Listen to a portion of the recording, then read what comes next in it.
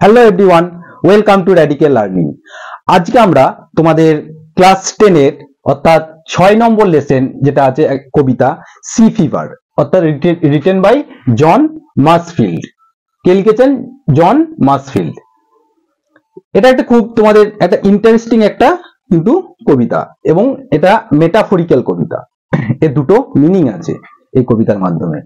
এই যে এখানে নামটা দেখো, এখানে কি আছে? C fever. সি তো আমরা বুঝতে পারলাম, কবিতার নাম দেখে আমরা বুঝতে পারছি সি মানে কি, তাহলে নিশ্চয়ই সমুদ্র রিলেটেড কোনো জিনিস থাকবে, তাই তো? এবং তার সাথে কি রয়েছে? ফিভার। ফিভার মানে হচ্ছে এটা একটা টাইপ অফ ডিজিজ অর্থাৎ জ্বর। আমাদের যে জ্বর রোগ মানে জ্বর এই সমস্ত হয় তাকে আমরা কি বলি? ফিভার বলি। তো ফিভার হলে কি হয়? তো ফিভার হলে একটা মাইন্ড একটা রেস্টলেস একটা স্টেট অফ মাইন্ড হয়ে যায়, অর্থাৎ মনে একটা কিরকম একটা আলাচালা ভাব লাগে, তাই তো? তো এখানে কি আছে যে তোমাদের তাহলে সি এর ফিভার কেন, অর্থাৎ সমুদ্রের ফিভার মানে কি? এখানে ফিভার কথাটা অ্যাকচুয়ালি মানে যেটা মিনিং সেটা হচ্ছে একটা ক্রেজিনেস, সমুদ্রের প্রতি একটা টান, সেটা হচ্ছে ফিভার। ঠিক আছে? যেমন আমাদের হয় না যে আমরা ছোটবেলায় যেমন অনেক সময় খেলাধুলা করতাম, তখন বিকাল হলে কি মনে হতো? মন যেন মনে হচ্ছে যে হয়তো মা বা বাবা প্যারেন্টসরা জোর করে হয়তো পড়তে বলতো বা করতে বলতো, কিন্তু আমাদের কি হতো? সে মন কিন্তু খেলার মাঠে পড়ে থাকতো, তাই না? মনে হতো যেন ছুটতে গিয়ে ওখানে আমরা খেলাধুলা করি। তা কি হচ্ছে? এই যে একটা টান, ঠিক আছে, অর্থাৎ খেলার মাঠ যে আমাদেরকে টানছে, ঠিক আছে, তাহলে একটা ক্রেজিনেস। ঠিক সেরকম এই সমুদ্র কি করবে? সমুদ্র একটা টানছে। কাকে টানছে? জন মাসফিল্ডকে টানছে। তো সমুদ্রের প্রতি তার একটা ক্রেজিনেস। তাহলে এখানে সি ফিভার কেন নাম দিয়েছে সেটা আমরা প্রথমে আমাদেরকে বুঝতে হবে, কেন সমুদ্রের প্রতি সি ফিভার কেন নাম দিলেন কবিতাটার। ঠিক আছে, সি তো আমরা বুঝতে পারলাম, কিন্তু ফিভারটাও হচ্ছে কি জন্য? যে সমুদ্রের প্রতি যে টান, সমুদ্র যে টানছে তাকে, তার জন্যই কিন্তু একে সি ফিভার এই নামটা দেওয়া হয়েছে। অ্যাকচুয়ালি এই যে সি ফিভার এটা হচ্ছে কি একটা ফ্রেজ, তাই তো? এবং ইট ইজ এ, তার মানে ইট ইজ এ ফিলিং, কার feeling? A feeling of deep desire, ইচ্ছা অর প্যাশন। ঠিক আছে, কিসের জন্য? টু বি অ্যাট সি, যেন সি এর প্রতি মানে সমুদ্রের কাছাকাছি থাকা। কেন? কারণ ইট ইজ দ্য, এটাও আমরা বলতে পারি যে it is the state of excitement, একটা উত্তেজনা। বিকজ কেন? Because the poet want to C the sea and be close to it and sail upon the sea। সমুদ্রের মধ্যে সে কিন্তু সেল নৌকো নিয়ে কিন্তু পেরিয়ে যেতে যাচ্ছে, অর্থাৎ সমুদ্রটাকে সমুদ্র কি করছে? কবিকে টানছে, একদম নিজের কাছে টানছে। অ্যাকচুয়ালি এই যে জন মাসফিল্ড, তিনি ছিলেন একজন মানে ইংল্যান্ডের ইউনাইটেড কিংডমের একজন রাইটার অ্যাজ ওয়েল অ্যাজ তিনি ছিলেন একজন পোয়েট লরিয়েটার। ঠিক আছে, এবং তার প্রথমে বলে রাখা ভালো, এই যে জন মাসফিল্ড এ কিন্তু ইনিশিয়াল অর্থাৎ তার লাইফের প্রথম দিকে সে নিজেও কিন্তু একজন সেলার ছিলেন, নাবিক ছিলেন, তাই তো? অর্থাৎ সমুদ্রের কি যে বিষয়বস্তু, যে সমুদ্রের যে প্রতি যে টান, তার কিন্তু প্রথম থেকেই কিন্তু ছিল, তাই তো? এবার দেখো এখানে এই যে জন মাসফিল্ড তিনি যে সি ফিভার কবিতাটা লিখেছেন, এখানে এই কবিতাটা কিন্তু 3টে পংক্তিতে তিনি এটা লিখেছেন। আমরা এখানে কি করব? লাইন বাই লাইন, প্রত্যেকটা লাইন বাই লাইন আমরা এক্সপ্লেনেশন করব তার ওয়ার্ড মিনিং সাথে কি বলতে চেয়েছেন, যেহেতু একটা মেটাফরিক্যাল কবিতা। ঠিক আছে, এর কবিতার এই লাইনের মধ্যে আরো অন্যান্য মিনিং এ কিন্তু রয়েছে, সেগুলোকেও আমরা কিন্তু ডিসকাস করব লাইন বাই লাইন। এখানে 3টে কি বললাম যে 3টে স্ট্যান্জা আছে, এর প্রথম দুটো স্ট্যান্জা আলোচনা করব এবং পরের স্লাইডে আমরা কি করব? থার্ড স্ট্যান্জা এবং তার সামারি সম্পর্কে এই কবিতার আলোচনা করব। এটা দেখবে খুব একটা ইন্টারেস্টিং কবিতা এবং খুব সুন্দর একটা সহজ সরল একটা কবিতা। এই কবিতা কি বলেছে? আমাদের যে কবি এখানে চেয়েছেন আমাদের যে মনোটোনাস যে লাইফ, অর্থাৎ যে প্রত্যেকদিন যে একটা ডেইলি লাইফস্টাইল যে একটা রুটিনের মধ্যে বাধা, ঠিক আছে, তার বাইরে কবি একটু যেতে চাইছেন। ঠিক আছে, সেই সম্পর্কেই আমরা এই নিয়ে আলোচনা করব। তাহলে চলো দেখা যাক যে আমাদের কবি কি বলতে চেয়েছেন এই কবিতার মধ্যে দিয়ে। এখানে কি বলেছে দেখো, I must go down to the seas again to the lonely sea and the sky.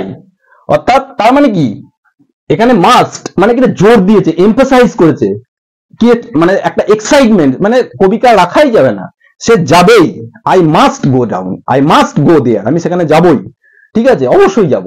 সেখানে কি বলেছে, আই মাস্ট গো, আমি কিন্তু অবশ্যই যাব টু দ্য সিজ এগেন। অর্থাৎ সিজ এগেন এটা বলার কেন, কি বোঝা যাচ্ছে, মানে আবার যাবে, তার মানে নিশ্চয়ই এনসিয়েন্ট প্রিভিয়াস টাইমে কি করেছেন কবি, হয়তো মানে সমুদ্রে গিয়েছিলেন, ঠিক আছে, সেই জন্য কি করবেন, সে আবার যাবেন, ঠিক আছে।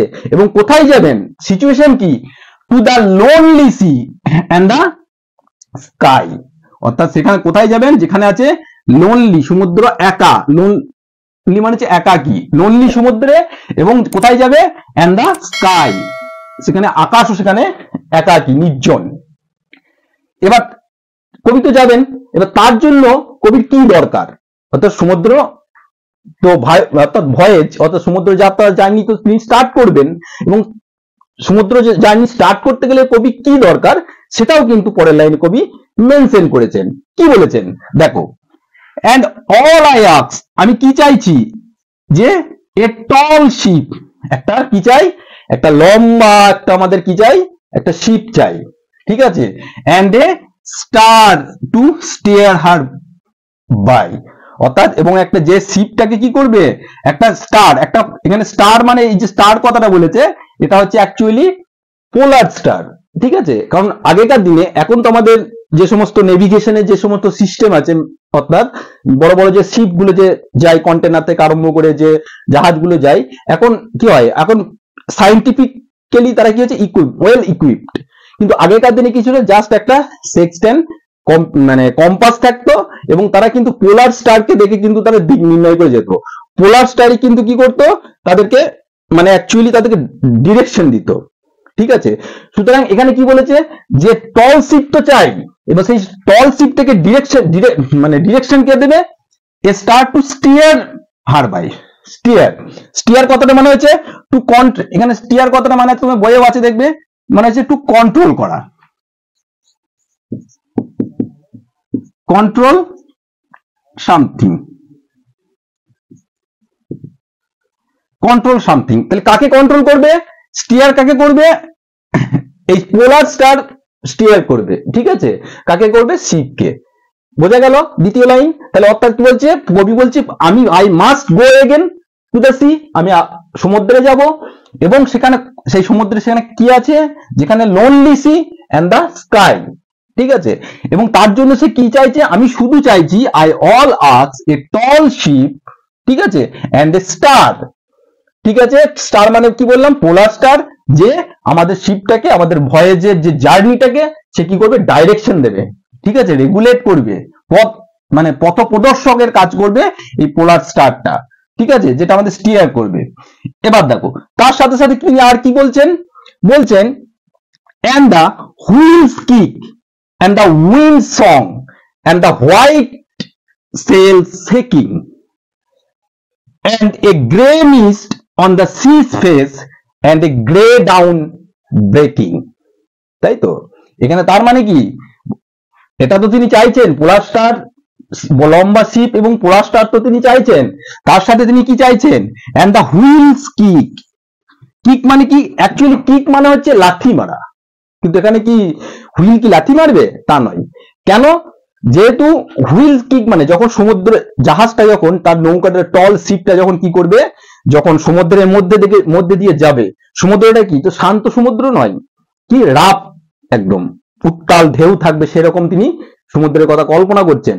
তো সুতরাং সেদিকে যাবার সময় কি হবে, তখন যে আগেকার দিনে দেখবে স্টিয়ারিং, অর্থাৎ এই যে কিক করা, টিয়ারিং এর যে টিয়ারিং হুইল থাকে, সেই জাহাজেরও কিন্তু গোল টাইপের একটা হুইল থাকতো, সেটাকে দিয়ে কি করতো, সে জাহাজটাকে ডাইরেকশন, মানে কোন দিকে যাবে না যাবে, সেই হুইল দিয়ে কিন্তু সেই ডাইরেকশন থেকে রেগুলেট করা হতো।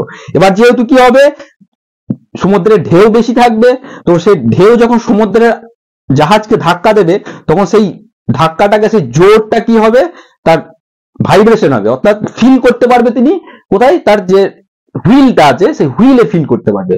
মানে সাপোজ তুমি এটাকে ধরে নাও যে কোনো তুমি একটা এবড়ো খেবড়ো রাস্তা বা কোনো খারাপ রাস্তা দিয়ে তুমি গাড়ি চালিয়ে যাচ্ছ, ঠিক আছে?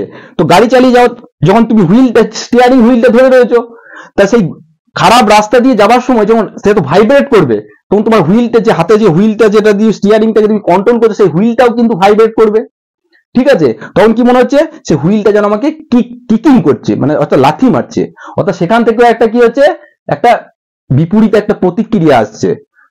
সেই জন্য কি বলছে সেরকম হুইল চাই, অ্যান্ড হুইলস কিক চাই, অ্যান্ড উইন্ড সং, এবং সেখানে কি করবে, বাতাস কি করবে, গান করবে। বাতাস গান কখন করবে? শান্ত বাতাস কি গান করে? যখন কাম ওয়েদার থাকে তখন তো কোনো বাতাস কোনো মুভমেন্টই থাকে না। তাহলে উইন্ড সং অর্থাৎ বাতাসের যে শো শো শব্দ কখন শুনতে পাবো আমরা?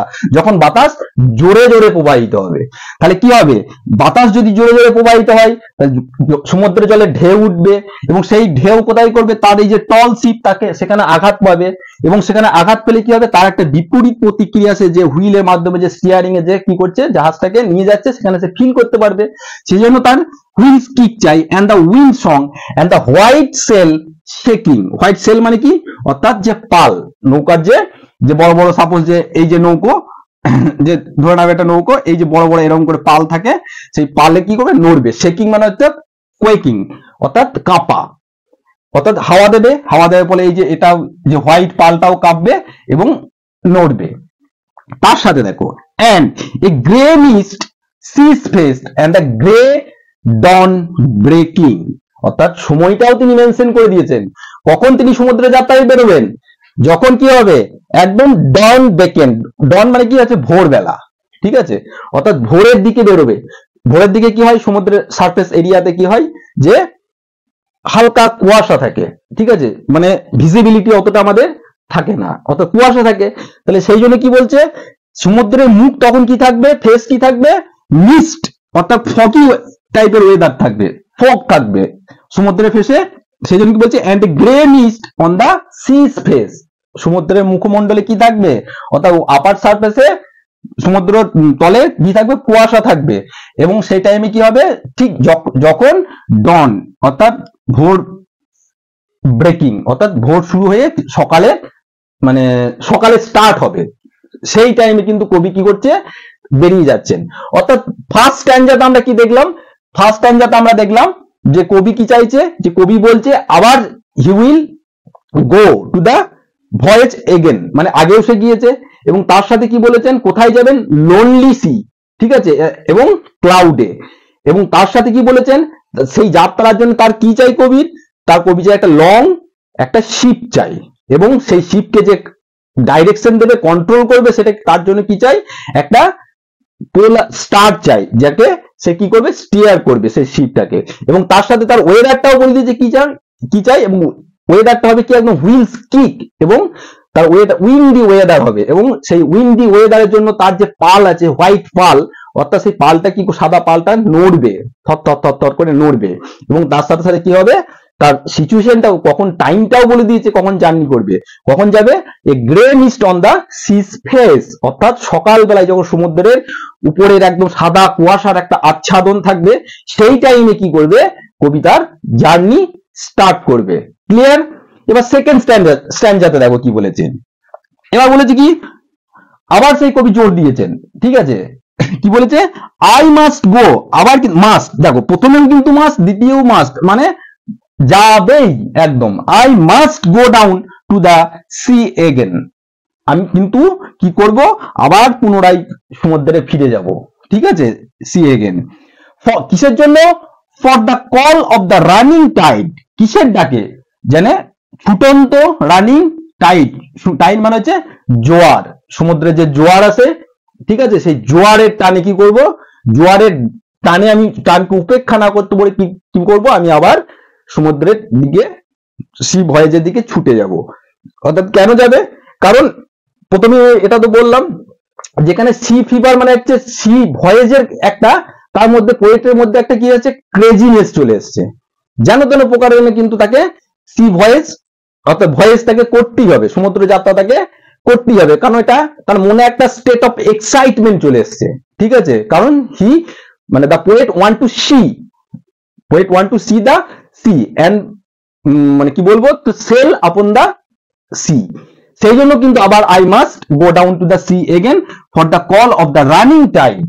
ঠিক আছে, আবার কি, it is a wild call. Wild মানে কি, বন্য, মানে উন্মত্ত ডাক, যেটাকে কবি কোনোভাবেই কিন্তু উপেক্ষা করতে আর পারবে না। ইট is a wild call and a clear call that may not be denied. Denied মানে অস্বীকার করা যায় না। ঠিক আছে, অর্থাৎ কবি কি করছে, আবার সমুদ্রে যাবেন এবং কি করছে, কার ডাকে যাবেন, একদম ছুটন্ত রানিং টাইডের দিকে, জোয়ারের ডাকে যাবেন। এবং সেই জোয়ারের ডাকটা কি এতটাই উন্মত্ত, এতটাই উদ্দাম, সেই জন্য এতটাই ওয়াইল্ড যে তাকে, তার সেই পরিষ্কার পরিচ্ছন্ন ডাককে কবি কিন্তু আর মানে রিফিউজ করতে পারবে না, ডিনাই করতে পারবে না। সে কিন্তু সেই জন্য কি বলেছে, সেই জন্য সে কিন্তু এগেন সে আবার সি ভয়েস করবে। ঠিক আছে, দেখো তারপর কি বলেছে, and all I ask, second stanza মতো কি করেছিল, প্রথম স্ট্যান্ডারে যেমন কবি কি চাইছিল, একটা টল শিপ, সেরকম সেকেন্ড স্ট্যান্ডারে কি বলেছে, শুধু তিনি চাইছেন, অর্থাৎ and all I ask is a Windy day, একটা কি হয়, বাতাস মুখর একটা দিনের দরকার। ঠিক আছে, Windy day with the white clouds flying, অর্থাৎ এখানেও তার পরিবেশটা কেমন চাই, উইন্ডি ডে। সি ভয়েজ করতে গেলে কি হয়, অর্থাৎ সমুদ্রে যাত্রা করতে গেলে তোমার যেদিন মানে বাতাস উইন্ডি ডে থাকে, সেদিনই তো সমুদ্র কি হয়, মানে জাহাজ তত্তর করে এগিয়ে যাবে। কারণ কি, আগেকার দিনে তো মেকানাইজ ইঞ্জিন, মানে এখন যেমন যে মেকানাইজ অর্থাৎ ইঞ্জিন টিঞ্জিন দিয়ে কি হতো, যে এখন জাহাজ চলছে, কিন্তু আগেকার দিনে তো তা ছিল না। আগেকার দিনে কি ছিল, ওই পাল অর্থাৎ সেল, অর্থাৎ সেই পাল, এই যে এইটা তুলে দিত, এখানে হাওয়া কি হতো, যত জোরে জোরে এখানে হাওয়া লাগবে তত এটা এই দিয়ে তত স্পিডে এগিয়ে যাবে, তাই না? সেই জন্য আগেকার দিনে কিন্তু বাতাস কিন্তু লাগবেই। ঠিক আছে, তোমরা ঠিক যেমন ইয়েতেও দেখলে, আবার রানওয়ে কাইটেও তোমরা দেখলে যে কি, যে ঘুড়িটা ওড়ার জন্য কি হলো, একদম বাতাস কিভাবে উঠে এলো, এবং তারা তাড়াতাড়ি ক্লড এবং ফ্লিপার কেমন ছুটে তারা বেরিয়ে এলো লাইট হাউস থেকে। তো ঠিক সেরকম, and I ask is a Windy day with a white cloud flying, অর্থাৎ উইন্ডি ডে থাকবে এবং তার সাথে কি থাকবে, হোয়াইট ক্লাউড।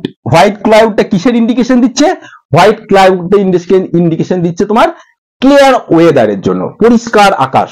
ঠিক আছে, যখন আকাশ পরিষ্কার থাকে তখন কিন্তু হোয়াইট ক্লাউড থাকে, এবং বৃষ্টির সময় হলে কি হয়, ক্লাউডের রং চেঞ্জ হয়ে যায়, ডার্ক ক্লাউড হয়ে যায়।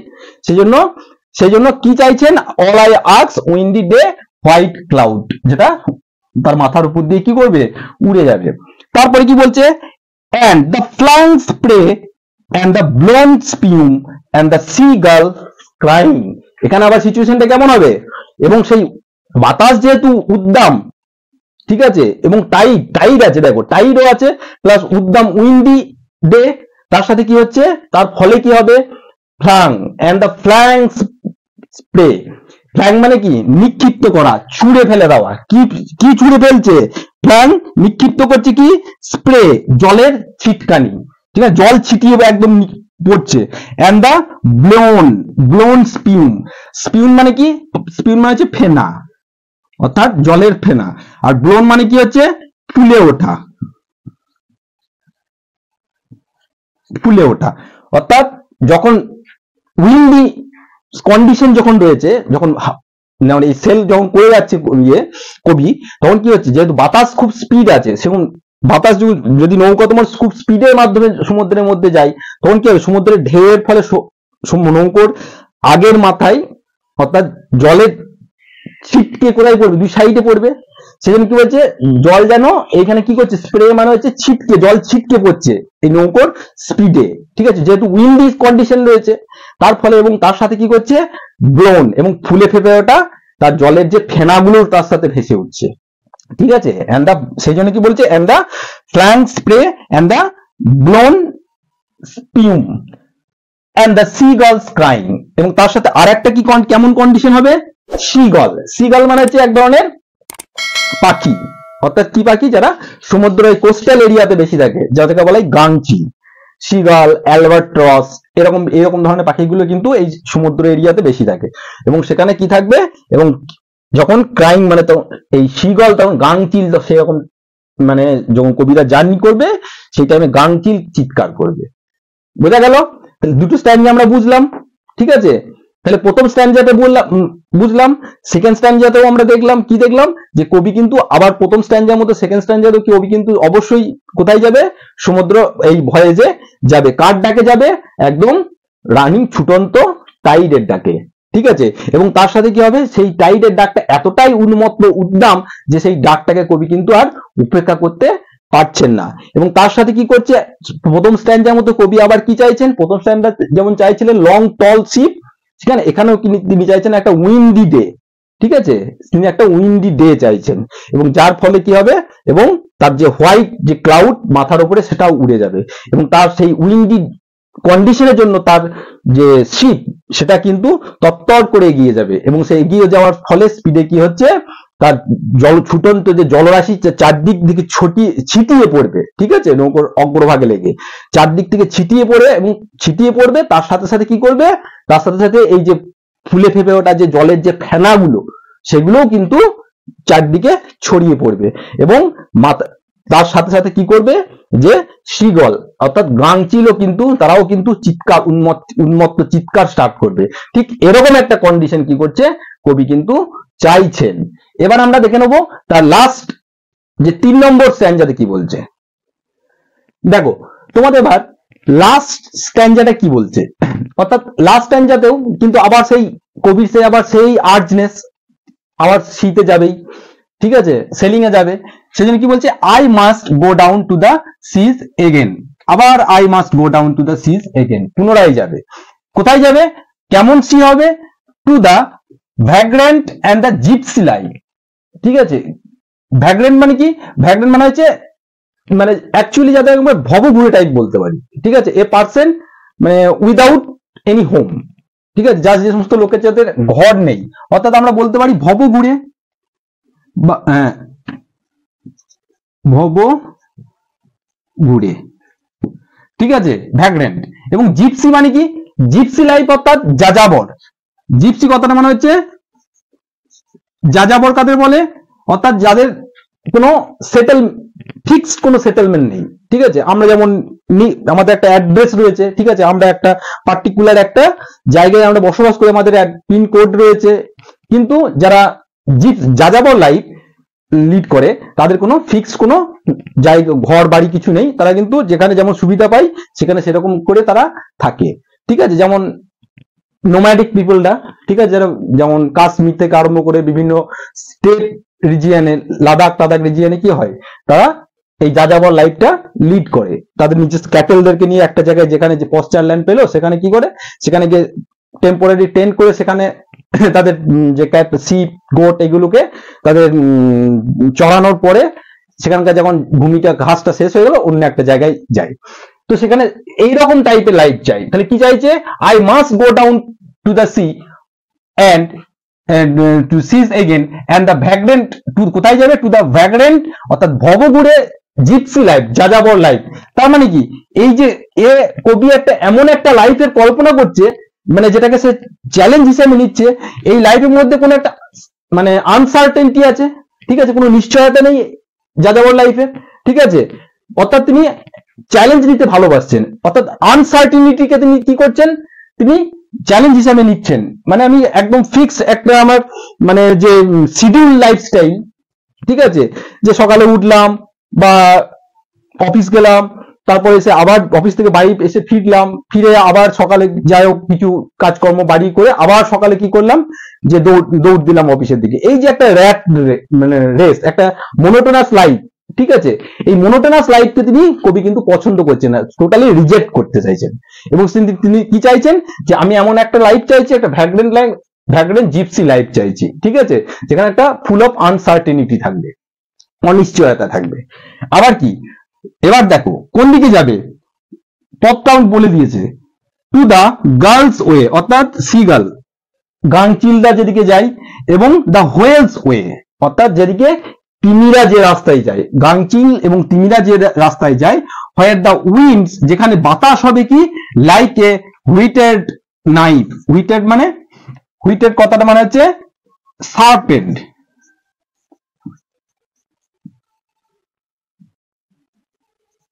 শার্পেন্ড মানে হচ্ছে কি, ধারালো, অর্থাৎ যেখানে হাওয়া কি হবে, যে রাস্তা দিয়ে গাংচিল এবং হোয়েলটা যাতায়াত করে সেই রাস্তাটা হবে কিন্তু একদম, সেখানে সেই রাস্তায় উইন্ডটা হবে একদম উইথেড মানে কি বলবো নাই, অর্থাৎ সার্পেন উইথের কথা মানে কি বললাম, যে একদম ধারালো বাতাস। কখন ধারালো হয়, অর্থাৎ ঠান্ডা, একদম ঠান্ডা হাওয়া কি যখন গায়ে লাগে তখন মনে হয় একদম ছুরির মতো মনে হয় যেন কি করছে, আমাদেরকে আঘাত করছে। তাহলে এইখানে রিজিয়নটা কোন রিজিয়নের দিকে যাচ্ছে কবি, যেহেতু তো ফুল অফ আনসার্টেনিটির দিকে যাচ্ছে, সে চ্যালেঞ্জকে নিচ্ছে, র নেচারের দিকে এগিয়ে যাচ্ছে, ঠিক আছে, অর্থাৎ প্রকৃতির দিকে, র নেচার প্রকৃতির দিকে তিনি এগিয়ে যাচ্ছেন, অর্থাৎ পোলার রিজিয়নের দিকে। অর্থাৎ পোলার, দেখো যে আমাদের যে জিওগ্রাফিক্যাল যে আমাদের গ্লোবের যে স্ট্রাকচার, সেখানে ওয়েদার সবথেকে লো টেম্পারেচার কোথায়, লো টেম্পারেচার একমাত্র পোলার রিজিয়নের দিকে, ঠিক আছে, আর্কটিক সার্কেল থেকে পোলার রিজিয়নের দিকে। এবং এই পোলার রিজিয়নের দিকে সিগাল এবং হোয়েল এরা কি করে, মাইগ্রেট করে, ওই রাস্তা দিয়ে যায়। এবং ওই রাস্তা দিকে উইন্ড কি একদম একদম সুদিং উইন্ড নয়, একদম মনে হচ্ছে না একদম হুইটেড উইন্ড, অর্থাৎ একদম ধারালো উইন্ড, যেটা কবি যখন সেই লং নৌকো দিয়ে যাবে, নিয়ে শিপ নিয়ে যাবে, জাহাজ নিয়ে যাবে, সেখানে কবিকে আঘাত করবে। এবার দেখো, and all I ask, আবার তিনি কি চাইছেন, তিনি কেবলমাত্র চাইছেন is a merry yearn, merry মানে হচ্ছে জয়ফুল, আনন্দদায়ক, yearn মানে কি, yearn মানে হচ্ছে টেল, অর্থাৎ গল্প, একটা সুন্দর একটা গল্প চাইছেন, মানে আনন্দ জয়ফুল গল্প চাইছেন, কার কাছ থেকে, ফ্রম এ লাফিং ফেলো রোভার, অর্থাৎ তার যে ফেলো, যে রোভার মানে হচ্ছে তার হচ্ছে অ্যাকম্পানিং সেলার, ঠিক আছে, ফেলো মানে কি, অর্থাৎ তার সাথে যে থাকবে সে সহযাত্রী, অর্থাৎ তার সাথে যে সঙ্গ দেবে সেই লোকটা, এবং তার সেই গল্প শুনে, ঠিক আছে। এবং রোভার কথাটা মানে হচ্ছে তোমার অ্যাকচুয়ালি এখানে সেলার, SAILOR, ঠিক আছে, সেলার। এবং রোভার কথাটা আর একটাও মানে হয়, সেটা হচ্ছে ওয়ান্ডারিং, WANDERING, ঠিক আছে, অর্থাৎ নাবিক, এখানে অ্যাকম্পানিং সেলার, তার সহজ নাবিক। তাহলে কবি কেমন কি চাইছেন, কবি শুধু চাইছেন যে তার যে সহ নাবিক হবে সে কি করবে, তার কাছ থেকে খুব সুন্দর সুন্দর মেরি জয়ফুল টেল শুনবেন, গল্প শুনবেন। এবং অ্যান্ড তারপরে কি হবে, তারপরে অ্যান্ড কোয়াইট স্লিপ, একদম কোয়াইট সাউন্ড স্লিপ, একদম শান্ত ঘুম, সারাদিন পরিশ্রম ক্লান্ত, এত ক্লান্তির মাধ্যমে তার যাত্রা কমপ্লিট করে কি হচ্ছে, একদম তিনি কবি চাইছেন একদম কোয়াইট সাউন্ড, শান্ত ঘুম, অ্যান্ড এ সুইট ড্রিম, একদম সুন্দর মধুর একটা যেন স্বপ্ন, ঠিক আছে। কারণ কবির মনের আশা এবার আস্তে আস্তে কি হলো, তার পূর্ণ হয়ে এলো, তাই না। where the long treks over, এখানে হ্যাঁ, where the long treks over, long treks মানে এখানে জার্নি,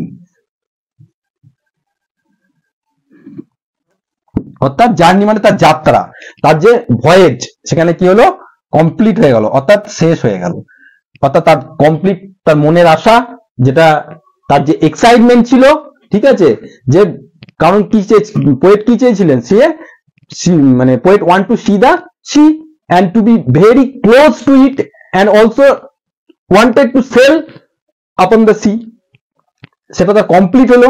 এবং সেটা কমপ্লিট হওয়ার পরে কি হলো, তিনি চাইছেন একটা quiet sound sleep and a sweet dream, ঠিক আছে, কারণ তার জার্নি এবার শেষ হয়ে এসছে। অর্থাৎ এখানে কবি কি বোঝাতে চাইলেন, এর একটাও মানে, অর্থাৎ আমাদের জীবনে যে সমস্ত কিছু যে কর্মকাণ্ড, তারপরে আমাদের শান্তি স্লিপ কখন, আমাদের মৃত্যুর পর, ঠিক আছে। একজনের লাইফস্টাইলে কখন শান্তি, একদম মৃত্যুর পরেই কিন্তু একদম লাস্ট ফাইনাল ডেস্টিনেশন আমাদের কি, মৃত্যু। এবং সেই ডেটের পরেই কিন্তু আমাদের একদম ফাইনাল স্লিপ, আমাদের একদম ফাইনাল যে স্লিপ, সেটা অর্থাৎ সাউন্ড স্লিপ, সেটাই কিন্তু পসিবল। সেটাই আমাদের কবি আমাদের কি এই কবিতার মাধ্যমে কি করলেন, আমাদের বোঝাতে চাইলেন, ঠিক আছে। সুতরাং প্রথম স্ট্যাঞ্জা, দ্বিতীয় স্ট্যাঞ্জা এবং লাস্টে আমরা যে থার্ড স্ট্যাঞ্জা, এটা কিন্তু আমরা প্রত্যেক লাইন বাই লাইন কিন্তু আমরা এটা বর্ণনা করলাম। এরপরেও যদি তোমরা কোনো জায়গায় কিছু বুঝতে না পারো, সুতরাং feel free to ask me in my comment section. এই ভিডিওটা যদি তোমাদের ভালো লেগে থাকে তোমরা শেয়ার করতে পারো, কারণ তোমাদের সাপোর্ট একান্তভাবেই খুব জরুরি, কারণ তোমাদের জন্যই এই চ্যানেলটি বানানো। সুতরাং তোমাদের মানে হেল্প অবশ্যই লাগবে। সো আমরা নেক্সট যে ভিডিওটা করব সেটা হচ্ছে তোমাদের এই 6 নম্বর লেসনেরই সি ফিভারের যে কম্প্রিহেনশন এক্সারসাইজ আছে এবং গ্রামার আছে এবং তার সাথে যে রাইটিং আছে সেই নিয়ে আমরা আলোচনা করব।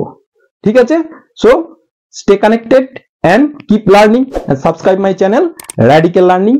Thank you for watching.